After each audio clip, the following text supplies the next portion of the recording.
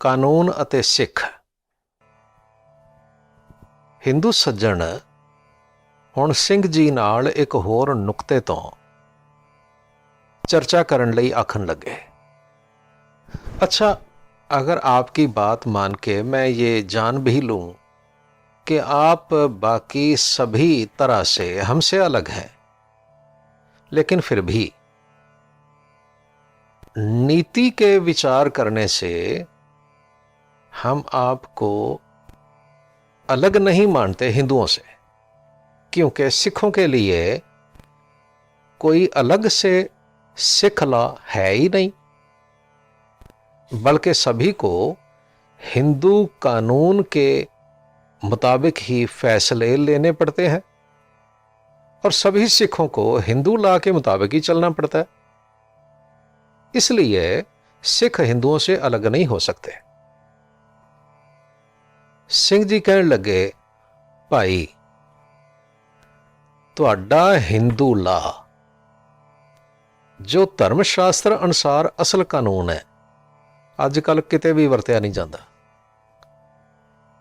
क्योंकि हिंदू लॉ के मुताबिक तो हरेक छोटी मोटी गलती करन ते नक, हथ, कन, पैर वगैरह वढ़ देण दी सज़ा दित्ती जाती सी। जे अज भी किते ओहा ही कानून लागू हुंदा ਤਾਂ ਫਿਰ ਤਾਂ ਤੁਹਾਡੇ ਵਿੱਚੋਂ ਬਹੁਤਿਆਂ ਦੇ ਨੱਕ, ਕੰਨ, ਹੱਥ, ਪੈਰ ਵੱਢੇ ਹੋਏ ਦਿਸਦੇ ਤੇ ਕਿਤਨੇ ਹੀ ਲੋਕਾਂ ਦੇ ਮੂੰਹ ਵਿੱਚ ਜਾਂ ਕੰਨਾਂ ਵਿੱਚ ਸੜਦਾ ਹੋਇਆ ਤੇਲ ਜਾਂ ਸਿੱਕਾ ਪੈ ਜਾਂਦਾ। ਭਾਈ ਕਾਨੂੰਨ ਹਮੇਸ਼ਾ ਸਮੇਂ ਦੇ ਬਦਲਣ ਨਾਲ ਰਿਵਾਜ਼ ਔਰ ਰਸਮ ਦੇ ਅਨੁਸਾਰ ਬਹੁਤੇ ਲੋਕਾਂ ਦੀ ਸਹਿਮਤੀ ਨਾਲ, ਰਾਜਾ ਦੀ ਸਹਿਮਤੀ ਨਾਲ ਕਾਨੂੰਨ ਬਦਲਦਾ ਹੈ।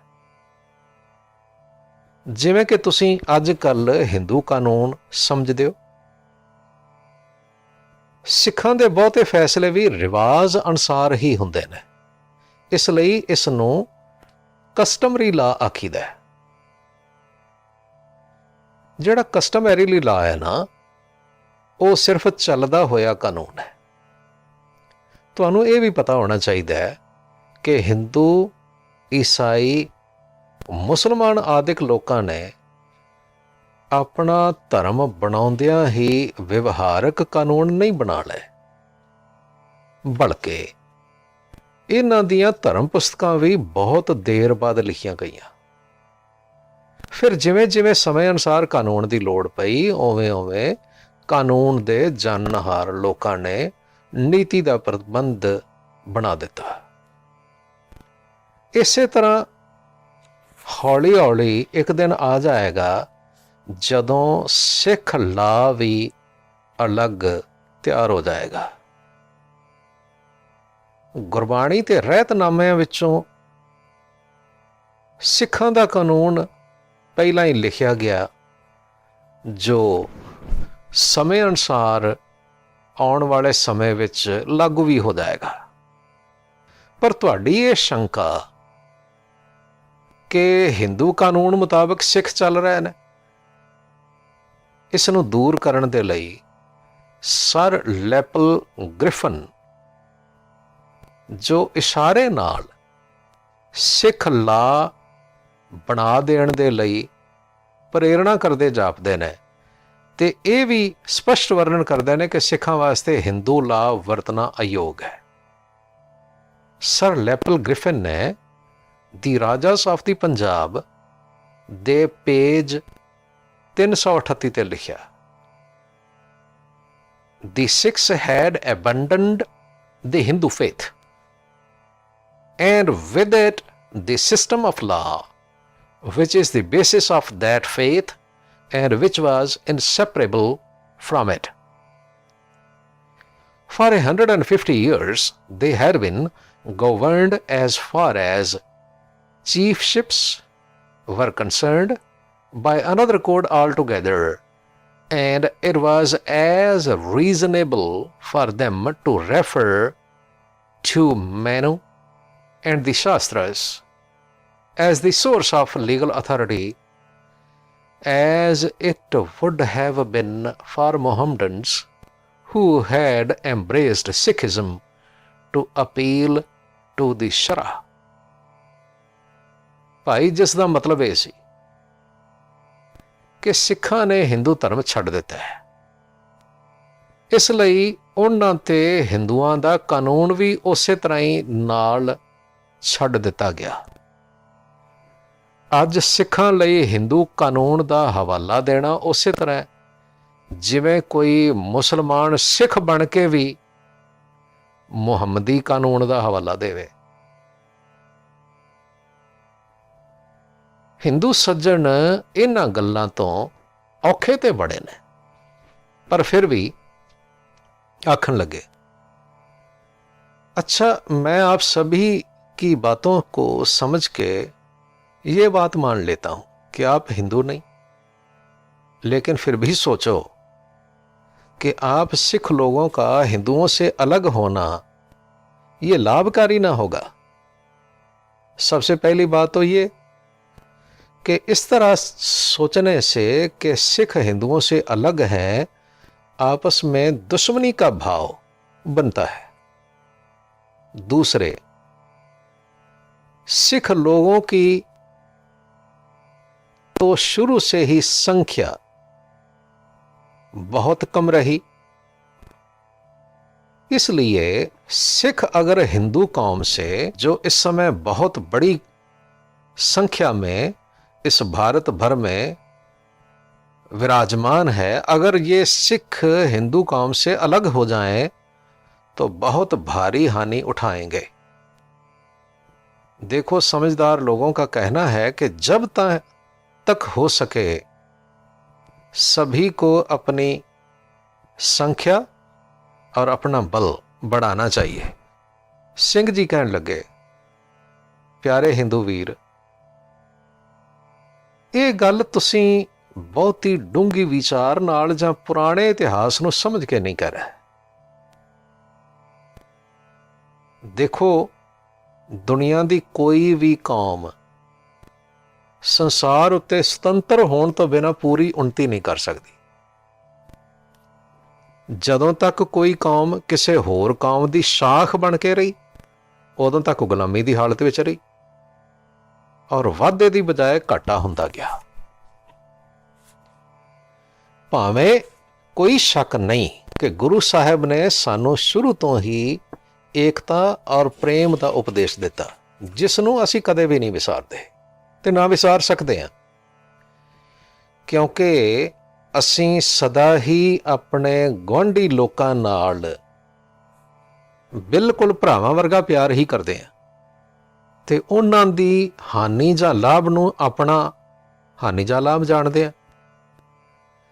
ਪਰ ਭਾਈ, ਧਾਰਮਿਕ ਜਾਂ ਸਮਾਜਿਕ ਨਿਯਮ ਕਦੇ ਇੱਕ ਜੈਸੇ ਨਹੀਂ ਹੁੰਦੇ, ਬਲਕਿ ਇਤਿਹਾਸ ਤੋਂ ਤੇ ਤਜਰਬੇ ਤੋਂ ਜੇ ਵੇਖੀਏ ਤਾਂ ਹਿੰਦੂ ਕੌਮ ਨਾਲ ਇੱਕਮਿਕ ਹੋਣ ਕਰਕੇ ਸਿੱਖਾਂ ਦੀ ਬਹੁਤ ਹਾਨੀ ਹੋਈ ਔਰ ਹੁਣ ਵੀ ਹੋ ਰਹੀ ਹੈ।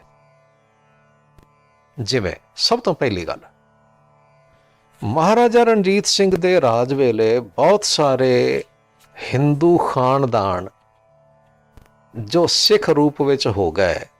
ਮਹਾਰਾਜਾ ਰਣਜੀਤ ਸਿੰਘ ਦਾ ਰਾਜ ਖਤਮ ਹੁੰਦਿਆਂ ਸਾਰ ਮੁੜ ਕੇ ਸਿਰ ਮੁਣਾ ਕੇ ਹਿੰਦੂ ਭਾਈਚਾਰੇ ਵਿੱਚ ਜਾ ਮਿਲੇ। ਸਿੱਖਾਂ ਨੂੰ ਇਸ ਦਾ ਲਾਭ ਹੋਇਆ ਕਿ ਨੁਕਸਾਨ ਹੋਇਆ? ਅਨੇਕ ਲੋਕਾਂ ਨੇ ਜਿਨ੍ਹਾਂ ਨੇ ਸਿਰ ਮਨਾਉਣ ਵਾਲੇ ਹਿੰਦੂਆਂ ਨਾਲ ਆਪਣੇ ਸਾਕ ਸੰਬੰਧ ਬਣਾ ਲਏ, ਉਹਨਾਂ ਨੇ ਆਪਣੇ ਪਵਿੱਤਰ ਸਿੱਖ ਧਰਮ ਨੂੰ ਤਿਆਗ ਦਿੱਤਾ। ਸਗੋਂ ਹੁਣ ਆਪਣੀ ਕਮਜ਼ੋਰੀ ਲੁਕਾਉਣ ਲਈ ਉਹ ਸਿੱਖਾਂ ਨੂੰ ਇਹ ਗੱਲ ਆਖਦੇ ਨੇ ਵੀ ਸਿੱਖੀ ਤੇ ਭਾਈ ਮਨ ਤੋਂ ਧਾਰਨ ਕਰਨੀ ਚਾਹੀਦੀ ਹੈ। ਕਿਤੇ ਕੇਸਾਂ ਵਿੱਚ ਜਾਂ ਕਸ਼ਹਿਰੇ ਵਿੱਚ ਜਾਂ ਚਿੰਨ੍ਹਾਂ ਵਿੱਚ ਜਾਂ ਅੰਮ੍ਰਿਤ ਵਿੱਚ ਸਿੱਖੀ ਥੋੜ੍ਹਾ ਫਸੀ ਹੋਈ ਹੈ। ਦੇਖੋ, ਹਰ ਸਿਆਣੇ ਬੰਦੇ ਨੂੰ ਪਤਾ ਹੈ ਬਈ ਇਹ ਵਾਲੀ ਗੱਲ ਵੀ ਉਹ ਲੋਕ ਕਹਿੰਦੇ ਨੇ ਜਿਹੜੇ ਮਨ ਤੋਂ ਸਿੱਖ ਨਹੀਂ, ਸਿਰਫ ਐਵੇਂ ਦੂਜਿਆਂ ਨੂੰ ਫਸਾਉਣ ਦੇ ਯਤਨ ਨਾਲ ਇਹੋ ਜਿਹੀਆਂ ਗੱਲਾਂ ਕਰਦੇ ਨੇ। ਫਿਰ ਤੀਸਰੀ ਗੱਲ, ਹਿੰਦੂ ਸਮਾਜ ਵੱਲੋਂ ਹਰ ਰੋਜ਼ ਇਹ ਯਤਨ ਹੁੰਦਾ ਹੈ ਕਿ ਸਿੱਖਾਂ ਦੇ ਨਿਸ਼ਾਨ ਮਿਟਾਏ ਜਾਣ ਔਰ ਸਿੱਖਾਂ ਨੂੰ ਹਿੰਦੂ ਮਤ ਵਿੱਚ ਡੋਬ ਦਿੱਤਾ ਜਾਵੇ। ਦ੍ਰਿਸ਼ਟਾਂਤ ਲਈ ਵੇਖੋ, ਜੇ ਕਿਤੇ ਗਲਤੀ ਨਾਲ ਕੋਈ ਅਗਿਆਨੀ ਸਿੱਖ ਸਰਾਧ ਆਦਿਕ ਕਰਾਉਣ ਲਈ ਗਿਆ ਆਦਿਕ ਤੀਰਥਾਂ ਵੱਲ ਜਾ ਵੜੇ ਤਾਂ ਬ੍ਰਾਹਮਣਾਂ ਦੇ ਕਹਿਣ ਮੁਤਾਬਕ ਸਭ ਤੋਂ ਪਹਿਲਾਂ ਉਹ ਕਛਹਿਰਾ ਤੇ ਕੜਾ ਤਿਆਗ ਕੇ ਆਵੇ ਤਾਂ ਬ੍ਰਾਹਮਣ ਉਸ ਦਾ ਕਾਰਜ ਕਰਮ ਕਰਨਗੇ। ਜੇ ਸਿੱਖਾਂ ਨੂੰ ਇਹ ਸਮਝ ਹੋਵੇ ਤਾਂ ਇਹ ਮੁਸੀਬਤ ਕਿਉਂ ਗਲ ਪਵੇ। ਫਿਰ ਤੁਸੀਂ ਜੋ ਇਹ ਗੱਲ ਆਖੀ ਬਈ ਸਿੱਖ ਕੌਮ ਜਦੋਂ ਹਿੰਦੂਆਂ ਤੋਂ ਅਲੱਗ ਹੋਣ ਦੀ ਗੱਲ ਕਰਦੀ ਹੈ ਤਾਂ ਵਿਰੋਧ ਪੈਦਾ ਹੁੰਦਾ, ਭਾਈ ਇਹ ਵੀ ਗੱਲ ਠੀਕ ਨਹੀਂ, ਕਿਉਂਕਿ ਸਿੱਖ ਕਿਸੇ ਨਾਲ ਵਿਰੋਧ ਨਹੀਂ ਕਰਦੇ। ਉਹ ਤੇ ਸਦਾ ਗੁਰੂ ਕੇ ਇਹਨਾਂ ਬਚਨਾਂ ਮੁਤਾਬਕ ਜੀਵਨ ਜਿਉਂਦੇ ਨੇ। ਜਿਵੇਂ ਸਤਿਗੁਰੂ ਨੇ ਆਖਿਆ ਸੀ, ਸਭ ਕੋ ਮੀਤ ਹਮ ਆਪਨ ਕੀਨਾ ਹਮ ਸਭਨਾ ਕੇ ਸਾਜਨ। ਫਿਰ ਤੁਮਰੀ ਕਿਰਪਾ ਤੇ ਸਭ ਕੋ ਆਪਣਾ ਮਨ ਮੈਂ ਇਹ ਵਿਚਾਰਿਓ। ਫਿਰ ਗੁਰੂ ਅਰਜਨ ਦੇਵ ਜੀ ਮਹਾਰਾਜ ਦੇ ਬਚਨ, ਨਾ ਕੋ ਬੈਰੀ ਨਹੀਂ ਬਿਗਾਨਾ ਸਗਲ ਸੰਗ ਹਮ ਕਉ ਬਣ ਆਈ। ਭਾਵ ਇਹਨਾਂ ਸਭ ਬਚਨਾਂ ਨੂੰ ਧਿਆਨ ਵਿੱਚ ਰੱਖ ਕੇ ਸਿੱਖ ਕਿਸੇ ਨਾਲ ਵਿਰੋਧ ਨਹੀਂ ਕਰਦੇ। ਪਰ ਤੁਹਾਨੂੰ ਇੱਕ ਗੱਲ ਤੇ ਪਤਾ ਹੋਵੇਗੀ, ਇਹ ਕਹਾਵਤ ਪ੍ਰਸਿੱਧ ਹੈ ਕਿ ਤਾੜੀ ਦੋ ਹੱਥਾਂ ਨਾਲ ਵੱਜਦੀ ਹੈ। ਜੇ ਕੋਈ ਅਕਾਰਣੀ ਸਿੱਖਾਂ ਨਾਲ ਵਿਰੋਧ ਕਰੇ ਤੇ ਸਿੱਖ ਅੱਗੋਂ ਵਿਰੋਧ ਨਾ ਕਰਨ ਤੇ ਆਪੇ ਹੀ ਸ਼ਾਂਤੀ ਹੈ। ਦ੍ਰਿਸ਼ਟਾਂਤ ਲਈ ਵੇਖੋ, ਜਦੋਂ ਸਿੱਖਾਂ ਨੂੰ ਹਿੰਦੂਆਂ ਨੇ ਮੁਸਲਮਾਨ ਹਾਕਮਾਂ ਕੋਲ ਆਪ ਫੜ ਫੜ ਕੇ ਪੇਸ਼ ਕੀਤਾ ਔਰ ਕਤਲ ਕਰਵਾਇਆ, ਕੇਸਾਂ ਵਾਲੇ ਲੋਕਾਂ ਦੇ ਸਿਰ ਵੱਢ ਕੇ ਹਾਕਮਾਂ ਦੇ ਕੋਲ ਭੇਜ ਕੇ ਇਨਾਮ ਹਾਸਲ ਕੀਤੇ, ਉਸ ਵੇਲੇ ਵੀ ਸਿੱਖਾਂ ਨੇ ਹਿੰਦੂਆਂ ਨਾਲ ਵੈਰ ਕਰਨ ਦੀ ਥਾਂ ਉਹਨਾਂ ਦੀਆਂ ਬਹੂ ਬੇਟੀਆਂ ਨੂੰ ਛੁਡਾਉਣ ਵਾਸਤੇ ਔਰ ਇਸ ਦੇਸ਼ ਤੋਂ ਜ਼ੁਲਮ ਮਿਟਾਉਣ ਵਾਸਤੇ ਆਪਣਾ ਲਹੂ ਵਹਾਇਆ ਤੇ ਗੁਰੂ ਗ੍ਰੰਥ ਸਾਹਿਬ ਜੀ ਦੇ ਇਹਨਾਂ ਬਚਨਾਂ ਤੇ ਅਮਲ ਕੀਤਾ। ਫਰੀਦਾ ਬੁਰੇ ਦਾ ਭਲਾ ਕਰ, ਗੁੱਸਾ ਮਨ ਨਾ ਹੰਡਾਏ, ਦੇਹੀ ਰੋਗ ਨਾ ਲੱਗਈ, ਪੱਲੇ ਸਭ ਕੁਝ ਪਾਏ। ਔਰ ਅਸੀਂ ਇਹ ਵੀ ਚੰਗੀ ਤਰ੍ਹਾਂ ਜਾਣਦੇ ਹਾਂ ਕਿ ਹਿੰਦੂਆਂ ਦਾ ਸਾਡੇ ਨਾਲ ਕੋਈ ਵੈਰ ਨਹੀਂ, ਸਗੋਂ ਪ੍ਰੇਮ ਹੈ। ਔਰ ਉਹ ਲੋਕ ਤਾਂ ਸਗੋਂ ਗੁਰੂ ਦੇ ਉਪਕਾਰਾਂ ਨੂੰ ਚੰਗੀ ਤਰ੍ਹਾਂ ਜਾਣਦੇ ਨੇ ਤੇ ਅਸੀਂ ਵੀ ਸਦਾ ਉਹਨਾਂ ਦਾ ਭਲਾ ਹੀ ਚਾਹੁੰਦੇ ਹਾਂ। ਵਿਰੋਧ ਦਾ ਕਾਰਨ ਤਾਂ ਉਹ ਲੋਕ ਨੇ ਜਿਨ੍ਹਾਂ ਨੂੰ ਖੁਦਗਰਜ਼ੀ ਦਾ ਭੂਤ ਚੰਬੜਿਆ ਹੋਇਆ ਤੇ ਜੋ ਸਿੱਖਾਂ ਨੂੰ ਆਪਣਾ ਦਾਸ ਬਣਾ ਕੇ ਆਪ ਮਹਾਨ ਔਰ ਉੱਚਾ ਬਣਨਾ ਚਾਹੁੰਦੇ ਨੇ। ਉਹਨਾਂ ਨੂੰ ਇਹ ਚੰਗੀ ਤਰ੍ਹਾਂ ਪਤਾ ਲੱਗ ਗਿਆ ਬਈ ਜੇ ਸਿੱਖ ਕੌਮ ਸਾਡੇ ਹੱਥੋਂ ਨਿਕਲ ਗਈ ਤਾਂ ਸਾਡੇ ਕੋਲੋਂ ਬਹਾਦਰੀ ਤੇ ਪੈਸਾ ਦੋਵੇਂ ਗਵਾਚ ਜਾਣਗੇ। ਇਹਨਾਂ ਸਵਾਰਥੀ ਲੋਕਾਂ ਨੇ ਕਿਤਾਬਾਂ ਛਾਪ ਕੇ ਅਖਬਾਰਾਂ ਵਿੱਚ ਲੇਖ ਦੇ ਕੇ ਇਹ ਸਿੱਧ ਕਰਨ ਦਾ ਯਤਨ ਕੀਤਾ ਕਿ ਸਿੱਖ ਹਿੰਦੂ ਨੇ।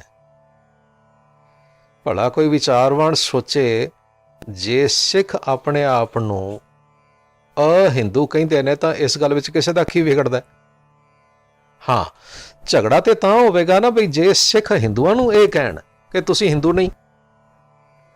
ਜੇ ਕੋਈ ਇਹ ਆਖੇ ਕਿ ਹਿੰਦੂ ਸਿੱਖਾਂ ਨਾਲ ਹਮਦਰਦੀ ਕਰਦੇ ਨੇ ਤੇ ਉਹਨਾਂ ਨੂੰ ਆਪਣੇ ਤੋਂ ਵੱਖਰਾ ਹੁੰਦਾ ਵੇਖ ਕੇ ਦੁਖੀ ਹੁੰਦੇ ਨੇ, ਇਹ ਗੱਲ ਵੀ ਬਿਲਕੁਲ ਝੂਠ ਹੈ। ਕਿਉਂਕਿ ਸਭ ਪਾਸਿਆਂ ਤੋਂ ਸਰਕਾਰੀ ਜਾਂ ਗੈਰ ਸਰਕਾਰੀ ਤੌਰ ਤੇ ਸਿੱਖਾਂ ਨੂੰ ਮਲੀਆ ਮੇਟ ਕਰਨ ਲਈ ਜਿਹੜੇ ਯਤਨ ਹੋ ਰਹੇ ਨੇ ਉਹ ਕਿਸੇ ਤੋਂ ਲੁਕੇ ਹੋਏ ਨਹੀਂ। ਕੋਈ ਹਿੰਦੂ ਇੱਕ ਉਦਾਹਰਣ ਦੇ ਕੇ ਵੀ ਸਮਝਾਵੇ ਇਤਿਹਾਸ ਵਿੱਚੋਂ ਕਿ ਫਲਾਣੇ ਸਿੱਖ ਨੂੰ ਧਰਮ ਤੋਂ ਪਤਿਤ ਹੁੰਦਿਆਂ ਕਿਸੇ ਹਿੰਦੂ ਨੇ ਬਚਾਇਆ, ਦੂਜੇ ਪਾਸੇ ਅਸੀਂ ਤੁਹਾਨੂੰ ਹਜ਼ਾਰਾਂ ਉਦਾਹਰਨਾਂ ਦੇ ਸਕਦੇ ਹਾਂ ਬਈ ਜਦੋਂ ਕਿਤਨੇ ਸਾਰੇ ਬੁਰਛਾਗਰਦ ਹਿੰਦੂਆਂ ਨੇ ਸਿੱਖਾਂ ਦੇ ਸਿਰਾਂ ਦੇ ਕੇਸ ਕਤਲ ਕਰਵਾਏ, ਹੁੱਕੇ ਦੀ ਧੂਪ ਦਿੱਤੀ, ਕਈਆਂ ਦੀਆਂ ਕਿਰਪਾਨਾਂ ਤੇ ਕਛਹਿਰੇ ਉਤਰਵਾਉਣ ਦਾ ਪ੍ਰਬੰਧ ਕੀਤਾ। ਕਿੰਨੇ ਹੀ ਗੁਰਦੁਆਰਿਆਂ ਵਿੱਚ ਸਿੱਖ ਧਰਮ ਦੀਆਂ ਰੀਤਾਂ ਹਟਾ ਕੇ ਉੱਥੇ ਪੰਡਤਪੁਣਾ ਤੇ ਕਰਮਕਾਂਡ ਜਾਰੀ ਕਰਵਾ ਦਿੱਤਾ। ਕਈ ਗੁਰਦੁਆਰਿਆਂ ਦੀਆਂ ਜਾਇਦਾਦਾਂ ਆਪਣੇ ਨਾਮ ਕਰਵਾ ਕੇ ਅੱਜ ਸਿੱਖੀ ਤੋਂ ਇਨਕਾਰੀ ਹੋ ਗਏ। ਔਰ ਹੁਣ ਅੱਜ ਦੇ ਸਮੇਂ ਵਿੱਚ ਤਾਂ ਕਿਤਨੇ ਸਾਰੇ ਗੁਰਦੁਆਰਿਆਂ ਉੱਤੇ ਸਰਕਾਰੀ ਤੌਰ ਤੇ ਕਬਜ਼ੇ ਕੀਤੇ ਜਾ ਰਹੇ ਨੇ। ਉਦਾਹਰਣ ਵਜੋਂ ਹਰਿਦੁਆਰ ਦਾ ਉਹ ਗੁਰਦੁਆਰਾ ਜਿੱਥੇ ਮਹਾਰਾਜ ਗੁਰੂ ਨਾਨਕ ਦੇਵ ਜੀ ਨੇ ਪੂਰਬ ਵੱਲ ਸੂਰਜ ਵੱਲ ਪਾਣੀ ਸੁੱਟਦੇ ਹੋਏ ਲੋਕਾਂ ਨੂੰ ਉਪਦੇਸ਼ ਦਿੱਤਾ, ਉਹ ਵਾਲਾ ਗੁਰਦੁਆਰਾ ਵੀ ਹਿੰਦੂਆਂ ਨੇ ਪੰਡਤਾਂ ਨੇ ਆਪਣੇ ਕਬਜ਼ੇ ਵਿੱਚ ਕਰ ਲਿਆ ਤੇ ਗੁਰਦੁਆਰਾ ਢਾਹ ਕੇ ਉੱਥੇ ਮੰਦਰ ਉਸਾਰ ਦਿੱਤਾ। ਲੱਖ ਯਤਨ ਕਰਨ ਦੇ ਬਾਵਜੂਦ, ਵਾਅਦੇ ਕਰਨ ਦੇ ਬਾਵਜੂਦ ਅੱਜ ਤੱਕ ਉਹ ਗੁਰਦੁਆਰਾ ਵਾਪਸ ਨਹੀਂ ਕੀਤਾ ਗਿਆ। ਇਸੇ ਤਰ੍ਹਾਂ ਸਿੱਕਿਮ ਦਾ ਗੁਰਦੁਆਰਾ ਡਾਂਗਮਾਰ ਸਾਹਿਬ ਵੀ ਹਿੰਦੂ ਲੋਕਾਂ ਨੇ ਸਰਕਾਰੀ ਪੁਸ਼ਤਪਨਾਹੀ ਨਾਲ, ਸਰਕਾਰ ਦੀ ਮਦਦ ਨਾਲ ਸ੍ਰੀ ਗੁਰੂ ਗ੍ਰੰਥ ਸਾਹਿਬ ਜੀ ਮਹਾਰਾਜ ਦਾ ਪ੍ਰਕਾਸ਼ ਬੰਦ ਕਰਕੇ ਉੱਥੇ ਮੰਦਰ ਬਣਾ ਲਿਆ। ਇਹੋ ਜਿਹੇ ਹਾਲਾਤ ਵਿੱਚ ਕੌਣ ਇਹ ਗੱਲ ਕਹਿ ਸਕਦਾ ਕਿ ਹਿੰਦੂਆਂ ਦੀ ਤਰਫੋਂ ਹਮਦਰਦੀ ਦੇ ਖਿਆਲ ਕਰਕੇ ਸਿੱਖਾਂ ਨੂੰ ਦੂਰ ਜਾਂਦਿਆਂ ਵੇਖ ਕੇ ਦੁੱਖ ਹੋ ਰਿਹਾ? ਜੇ ਕਿਤੇ ਸਿੱਖਾਂ ਦਾ ਕੁਝ ਹਿੱਸਾ ਸਰਕਾਰੀ ਫੌਜਾਂ ਵਿੱਚ ਜਾਂ ਵਿਦਿਆ ਦੇ ਪ੍ਰਕਾਸ਼ ਨਾਲ ਸਿੱਖਾਂ ਦਾ ਕੁਝ ਹਿੱਸਾ ਬਚਿਆ ਹੋਇਆ ਤਾਂ ਹੁਣ ਤੱਕ ਸਰਕਾਰੀ ਅਥਵਾ ਗੈਰ ਸਰਕਾਰੀ ਹਿੰਦੂ ਨੀਤੀਆਂ ਦੇ ਕਰਕੇ ਸਿੱਖਾਂ ਦਾ ਤੇ ਖਾਤਮਾ ਹੋ ਚੁੱਕਾ ਹੁੰਦਾ। ਭਾਈ ਸਗੋਂ ਗੁਰੂ ਨੇ ਕਿਰਪਾ ਕਰਕੇ ਸਾਨੂੰ ਇਹ ਗੱਲ ਸਮਝਾਈ ਕਿ ਸਾਨੂੰ ਆਪਣੀ ਧਾਰਮਿਕ ਤੇ ਵਿਵਹਾਰਿਕ ਦਸ਼ਾ ਸੁਧਾਰਨੀ ਚਾਹੀਦੀ ਹੈ ਤੇ ਗੁਰੂ ਦੇ ਬਚਨਾਂ ਤੇ ਭਰੋਸਾ ਕਰਕੇ ਸਿੱਖ ਕੌਮ ਬਣ ਕੇ ਸੰਸਾਰ ਤੇ ਆਪਣੀ ਹਸਤੀ ਵੀ ਕਾਇਮ ਰੱਖਣੀ ਚਾਹੀਦੀ ਹੈ। ਸੋ ਪਿਆਰੇ ਹਿੰਦੂ ਭਾਈ, ਤੁਹਾਨੂੰ ਇਹ ਨਿਸ਼ਚਾ ਰਹਿਣਾ ਚਾਹੀਦਾ ਹੈ ਕਿ ਜੇ ਸਿੱਖ ਤੁਹਾਡੀ ਇੱਛਾ ਮੁਤਾਬਕ ਆਪਣੇ ਆਪ ਨੂੰ ਹਿੰਦੂ ਵੀ ਐਲਾਨ ਦੇਣ ਤਾਂ ਵੀ ਤੁਹਾਡੇ ਦੇਸ਼ ਦਾ ਕੋਈ ਭਲਾ ਨਹੀਂ ਕਰ ਸਕਦੇ। ਜਿੱਥੇ ਅੱਗੇ ਸੈਂਕੜੇ ਫਿਰਕੇ ਹਿੰਦੂ ਕਹਾਉਂਦੇ ਫਿਰਨ, ਉੱਥੇ ਇੱਕ ਸਿੱਖਾਂ ਦਾ ਵੀ ਆਪਣੇ ਆਪ ਨੂੰ ਹਿੰਦੂ ਅਖਵਾਉਣ ਨਾਲ ਹਿੰਦੁਸਤਾਨ ਦਾ ਕੀ ਭਲਾ ਹੋ ਸਕਦਾ ਹੈ? ਭਾਈ, ਸਾਡਾ ਦੇਸ਼ ਤੇ ਤਾਂ ਹੀ ਉੱਨਤ ਹੋ ਸਕਦਾ ਹੈ ਜੇ ਸਭ ਧਰਮਾਂ ਦੇ ਬੰਦੇ ਆਪੋ ਆਪਣੇ ਧਰਮਾਂ ਨੂੰ ਜਾਪਾਨੀਆਂ ਵਾਂਗ ਪੂਰਨ ਰੂਪ ਵਿੱਚ ਧਾਰਨ ਕਰਦੇ ਹੋਏ ਵੀ ਦੂਸਰਿਆਂ ਨੂੰ ਆਪਣਾ ਭਰਾ ਮੰਨਣ ਤੇ ਦੂਸਰੇ ਨੂੰ ਹਾਨੀ ਪਹੁੰਚਾਉਣ ਦੀ ਬਜਾਏ ਸਗੋਂ ਰੱਖਿਆ ਕਰਨ ਔਰ ਧਰਮ ਦੇ ਜਾਂ ਵਿਸ਼ਵਾਸ ਦੇ ਭੇਦ ਨੂੰ ਫੁੱਟ ਦਾ ਕਾਰਨ ਨਾ ਬਣ ਦੇਣ, ਜੈਸਾ ਗੁਰੂ ਨਾਨਕ ਦੇਵ ਨੇ ਸਮਝਾਇਆ ਸੀ।